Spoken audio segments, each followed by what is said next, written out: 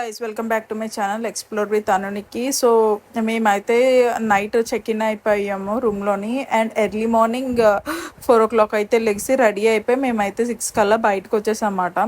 So early morning Ganga స్నానం అయితే చేయడానికి అయితే మేము వెళ్తున్నాము.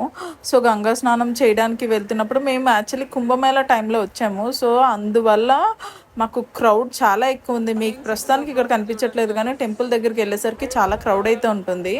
అండ్ టెంపుల్ ఏంటంటే నైట్ 12 కల్లా మూసేస్తారు అండ్ ఎర్లీ మార్నింగ్ 3కి ఓపెన్ చేస్తారు. సో ఈ టైంలో కూడా జనము 3 వరకు వెయిట్ చేసి లైన్లోనే ఉండి దర్శనం చేసుకొని వెళ్తున్నారు అన్నమాట. నార్మల్గా మేము కనుక్కున్న ప్రకారం అయితే నైట్ 2 o'clock అలా లైన్ కట్టేస్తే 4-5 కల్లా బయటకు వచ్చేస్తాము. సో నార్మల్గా మేము వెళ్ళేది నుంచి గంగా స్నానం అయిపోయిన తర్వాత 7-8 లైన్ కట్టాము. సో మేము బయటకు వచ్చేసరికి 1 o'clock అలా అయింది. టోటల్ 4 to 5 hours అయితే పడుతుంది ఈ టైంలో.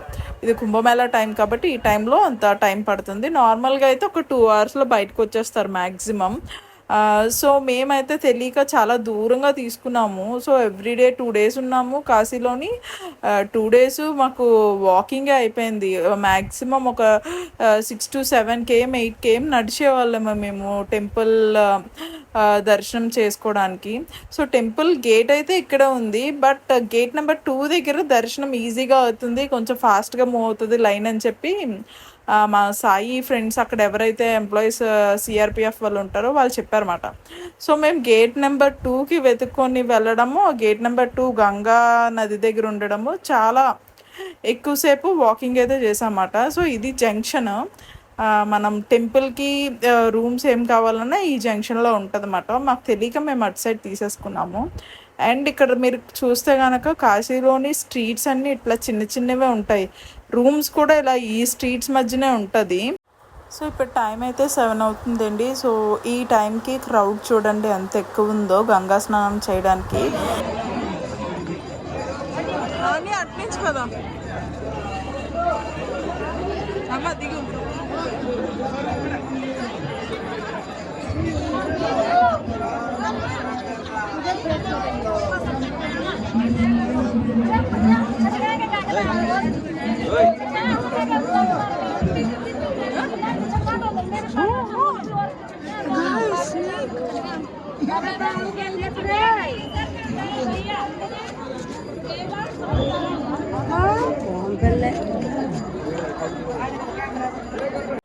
కాశీలో గంగా హారతి టైమింగ్స్ వచ్చేసరికి ఎర్లీ మార్నింగ్ 5 o'clock అయితే మార్నింగ్ హారతి ఉంటుంది అండ్ ఈవినింగ్ 6 o'clock అయితే ఈవినింగ్ హారతి అయితే ఉంటుందన్నమాట. సో మీరు హారతికి అటెండ్ అవ్వాలంటే 2 hours ముందే మీరు అక్కడ వెళ్ళి కూర్చోవాలి, లేకపోతే హారతి అయిన 1.5 hour కూడా మీరు ఆ క్రౌడ్లోనే ఉండిపోవాల్సి వస్తుంది. సో మ్యాక్సిమం 1 hour ముందైనా వెళ్ళేటట్టు చూసుకోండి. ఫస్ట్ అయితే మా అమ్మమ్మని అదే స్నానం చేయించడానికి అయితే తీసుకెళ్ళాం. వాళ్ళు అక్కడ ఎలా ములిగేస్తున్నారో మాకు కొంచెం ప్లేస్ కూడా ఇవ్వకుండా వాళ్ళైతే చేస్తున్నారు. సో కొంచెం ప్లేస్ అడిగితే వెళ్ళమన్నాం. మా అమ్మమ్మ కొంచెం భయపడుతున్నారు జారిపోతుందేమో అని. ములగకంటే వెళ్ళిపోతాను అని అంటున్నారు. కానీ ఎంత దూరం వచ్చి వెళ్ళిపోవడానికి కాదు కదా అని చెప్పి అక్కడ తాడు ఒకటి ఉంది, ఆ తాడు పట్టుకొని ఎలాగోలాగా ములిగించేసాను అనమాట. సో దీని తర్వాత యాక్చువల్లీ సాయి నేను కలిపి ములిగాము. సో ఆ వీడియో అయితే రికార్డ్ అవ్వలేదు. యాక్చువల్లీ మా అమ్మమ్మ తడిచిపోయి ఉన్నారు, మా అన్నయ్య కూడా మాతో పాటే వచ్చారు. మేము గంగలో స్నానం చేస్తాము 4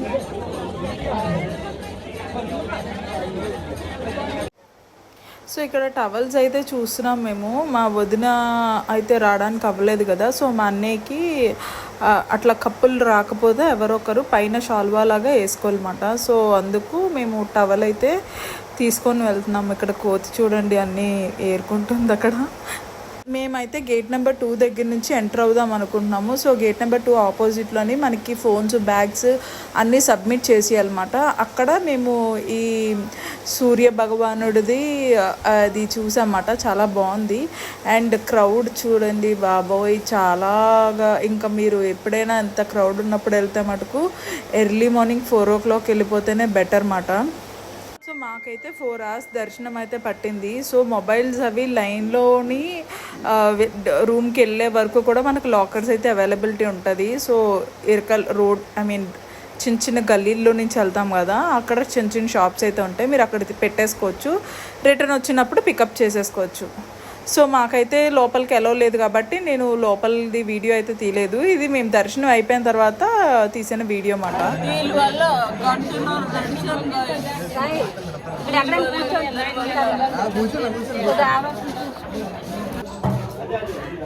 ఏమైంది? టెంపుల్ నుంచి బయటకు వచ్చాక మేము అన్నపూర్ణాదేవి టెంపుల్ అయితే వెతుక్కుంటున్నాము. సో ఆ వెతుక్కునే కార్యక్రమంలో వెతికి ఇంకా టెంపుల్ ఎక్కడుందో తెలియక, ఇంకా పోలీసులు కూడా మాకు ఇన్ఫర్మేషన్ ఇవ్వక తిరిగి ఒక ప్లేస్లోకి వచ్చి కూర్చున్నమాట. చూడండి చిన్నపిల్లల్ని ఎలా ఏడిపించేస్తున్నాడు.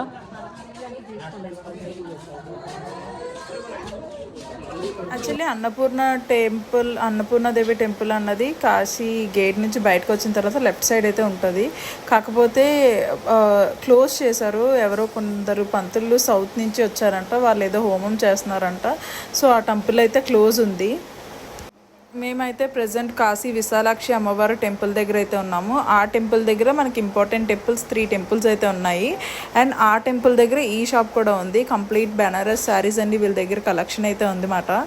సో కాస్ట్ వచ్చేసరికి మన దగ్గర ఎలా ఉంటుందో అలానే ఉంది. ఒక 1500-2000 ఆ రేంజ్లోనే ఉన్నాయి. ప్రస్తుతానికి నేనైతే ఏం తీసుకోలేదు. ఇంకా పెళ్ళికి ఆ కంచిలో కొనిన శారీసే నాకు ఆల్మోస్ట్ 15-20 శారీస్ నేను చేయను అన్ని కొనుక్కున్నాను. సో నేనైతే పెద్దగా ఇంట్రెస్ట్ అయితే చూపించలేదు. అండ్ ఇంకా మాకు ట్రిప్ అయితే చాలా ఉంది కదా, ఇంకా ఎవరు మోసుకొని వెళ్తారు ఇక్కడ నుంచి అని నేనైతే తీసుకెళ్ళలేదు. కానీ బట్ క్యాజువల్గా కలెక్షన్ చూపిద్దామని చెప్పి నేనైతే ఇక్కడికి వచ్చాను అనమాట. సో ఇక్కడైతే అక్కడ ఉన్న వాళ్ళే మొత్తం 6-7 శారీస్ అయితే పర్చేజ్ చేశారు. So almost Banaras tissue saris అన్నీ ఉన్నాయన్నమాట వీళ్ళ దగ్గర కలెక్షన్ అయితే. రూమ్స్కి వచ్చేసరికి మీకు ఎప్పుడైనా మీరు ప్రీ బుక్ చేసుకోలేదు అంటే కాశీ టెంపుల్కి దగ్గరలో మనకి ఆశ్రమాలు అయితే ఉంటాయి. పర్ డేకి 200-300 తీసుకుంటారు. చాలా బాగుంటాయి. అది మాత్రం ప్రిఫర్ చేయండి ఒకవేళ రూమ్స్ బుక్ చేసుకోలేకపోతే మీరు. అండ్ ఈ ఆశ్రమాలు కూడా ఫ్యామిలీతో వచ్చిన వాళ్ళకి చాలా కంఫర్టబుల్గా అయితే ఉంటుంది అన్నమాట. అండ్ ఇందాక నేను చెప్పినట్టు మేమున్న ప్లేస్లోనే 3 టెంపుల్స్ అయితే ఉన్నాయి. Kashi Vishalakshi temple and remaining some 2 temples. So ఆ టెంపుల్స్ అయితే ఇప్పుడు చూపిస్తాను, చూసేయండి. ధర్మేశ్వర మందిర్, కాశీ విశ్వనాథ్కి చోటా బాయ్, ధర్మేశ్వర మందిర్ అంట గైస్. చూడండి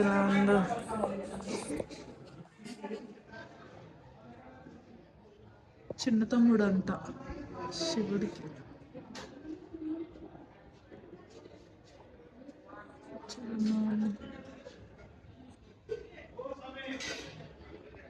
మీరు ఇప్పుడు చూసిన టెంపుల్ వచ్చేసి శ్రీ ధర్మేశ్వర మందిర్. కాశీలోని శివుడు ఉన్నారు కదా, ఇతను తమ్ముడు అవుతారంట. సో అతనికి ఇక్కడ ప్రతిష్ఠించారు. సో ఈ టెంపుల్ తర్వాత అన్నపూర్ణాదేవి టెంపుల్ అయితే ఉంది. సో మేము ఇదే అన్నపూర్ణాదేవి టెంపుల్ అనుకున్నాం, కానీ ఇది అన్నపూర్ణాదేవి టెంపుల్ కాదంట, ఇది అన్నపూర్ణాదేవి టెంపుల్. సో చూసేయండి.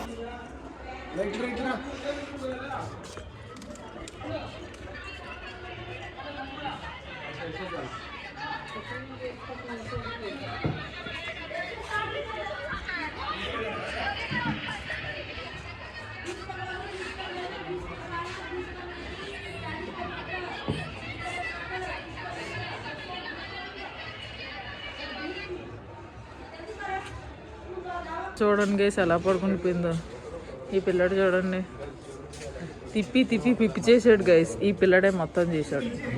నేను రూమ్కి వెళ్ళిపోదాం అన్నాను. చూడండి మా అమ్మమ్మ పరిస్థితి. మా అన్నీ చూడండి మణికర్ణిక ఘాట్ అనుకొని వెళ్ళాడు. పోలీసులు తర్వాత తెరకొచ్చాడు. ముగ్గురు కొండకోతుల్లా కూర్చుంటారు గైస్. కోతి దొంగతనం చేస్తుంది, టమాటా పండు తినేస్తుంది గైస్.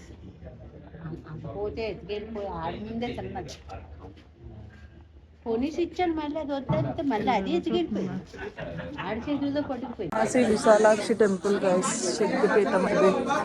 సో ఇది వచ్చేసి కాశీ విశాలాక్షి టెంపుల్ మాట. సో లోపలికి అయితే కెమెరా అలో లేదు, సో నేను అందుకే బయట అయితే ఆపేశాను. బట్ ఇది 108 శక్తిపీఠాల్లో వన్ ఆఫ్ ద శక్తిపీఠం ఇక్కడ కాశీలోనైతే ఉంది మాట. సో చూసేయండి. సో కాశీ వచ్చేసరికి అందరూ చూడాలనుకున్న ఘాట్, ఎక్కువ విజిట్ చేసిన ఘాట్ కూడా ఇదే మణికర్ణిక ఘాట్. సో ఇక్కడ వచ్చేసి చనిపోయిన వాళ్ళు దహన సంస్కారాలు అయితే చేస్తారన్నమాట. ఇది క్వైట్ టెంపుల్కి పక్కనే సిచ్యువేట్ అయ్యి ఉంటుంది. సో నార్మల్గా ఒక 10 years బ్యాక్ అయితే ఇక్కడ మట్టి అయితే ఏదైతే ఉందో అక్కడ కాల్చేసి సగం కాల్చేసి వాటర్లో తోసేసామన్నమాట. సో ఇప్పుడైతే ఇది మొత్తం కట్టేశారు. సో వెళ్దాం అనుకున్నాను కానీ నేను లోపలికి అయితే వెళ్ళలేదు. సాయి వాళ్ళని పంపించాను వీడియో తీయమని, సాయి వీడియో తీయలేదు అన్నమాట. అలాంటివి తీయకూడదు అని చెప్పి తీయకుండా వచ్చేసారు. సో నేనైతే బయట వరకు వెళ్ళాను. సో అక్కడ ఒక డెడ్ బాడీ అయితే ఉంది, దాన్ని గంగలో ముంచేసి వెళ్ళి కాలుస్తారంట. ముందైతే కాల్చి సగం తోసేసేవారు. సో ఇప్పుడైతే డైరెక్ట్గా గంగలో 3 సార్లు ముంచి తీసుకెళ్ళి దహన సంస్కారాలు అయితే చేస్తారు. సో ఇక్కడైతే అందరూ భయపడకుండా పైకి లైన్ క్యూ కట్టుకొని వెళ్తున్నారు చూడడానికి అసలు. సో నేనైతే వెళ్ళలేదు, ఎందుకు రిస్క్ చేయడం, అంటే కొత్తగా పెళ్ళయింది కదా వెళ్ళకూడదు అని అన్నారని చెప్పి నేనైతే ఉండిపోయాను, వెళ్ళలేదు. అండ్ మేము అక్కడ ఉన్న 2 daysలోని టోటల్ 4 to 5 డెడ్ బాడీస్ అయితే రోడ్డు మీద కామ్గా, అసలు మనకైతే పెద్ద హడావిడి చేసుకొని తీసుకెళ్తారు కదా, అక్కడైతే అలా ఉండదు. చాలా కామ్గా ఒక మనిషిని తీసుకెళ్తున్నారా లేదా అన్నది కూడా తెలీదు. సో అట్లా కామ్గా తీసుకెళ్ళిపోతారు. ఒక 4 members ఎక్కడ, ఇంకా ఎక్స్ట్రా 1 person కూడా ఉండరన్నమాట. సో ఆ 4 members నీట్గా అది పువ్వులు అయ్యి అట్లా అన్నీ వేసేసి తీసుకొని వచ్చేస్తారన్నమాట. చాలా కామ్గా, ఏం డప్పులు లేకుండా ఏం లేకుండా అయితే తీసుకొస్తున్నారు. అండ్ కాశీ వచ్చేసరికి పూర్వకాలంలో ఏంటంటే కొంచెం ఏజ్ అయిపోయిన తర్వాత 60-70 yearsకి అయితే విజిట్ చేసేవారు. ఎందుకంటే అక్కడ చనిపోతే మోక్షం వస్తుందని చెప్పి అట్లా చేసేవారు అన్నమాట. సో ఈ రోజుల్లోని ఎవరు ఎంతవరకు బతుకుంటున్నారో తెలియదు కాబట్టి ఎవరు ఎప్పుడైనా వెళ్ళొచ్చు అన్నమాట. సో ఇది ఇంకో డెడ్ బాడీ అన్నమాట. నెక్స్ట్ తీసుకెళ్తారు దీన్నే. ఇందాక చెప్తున్నట్టు సో చాలామంది కూడా ఒకవేళ ఇక్కడ దహన సంస్కారాలు చేయాలనుకుంటే కూడా వాళ్ళ ఏరియాస్ నుంచి ఆ డెడ్ బాడీస్ని అంబులెన్స్లోనూ తీసుకొచ్చి ఇక్కడే దహన సంస్కారాలన్నీ చేసి ఆ అస్థికులను ఆ వాటర్లోనే కలిపేస్తారన్నమాట.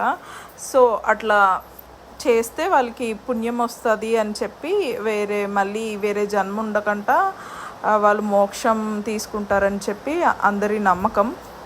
సో ఇందాక నేను చెప్పినట్టు చూడండి, అక్కడ డెడ్ బాడీని గంగలోని 3 times ముంచి అయితే తీసుకెళ్తారు దహన సంస్కారాలు అయితే చేయడానికి. ఇది day 1 ఇన్ కాశీ. సో మేమైతే ఈవినింగ్ అయిపోయింది. సో మేమైతే తినేసి ఇంకా మార్నింగ్ మేము 3 o'clock అలా లెగడం వల్ల సో ఇంకా మాకైతే ఓపిక లేక మేమైతే రూమ్కి వెళ్ళిపోతున్నాము. సో day 2 అన్నది గంగా హారతి అయితే చూసాము. సో ఆ వీడియో అన్నది నెక్స్ట్ అప్లోడ్ చేస్తాను, చూసేయండి. That's it for today's vlog. Please do like, share and subscribe.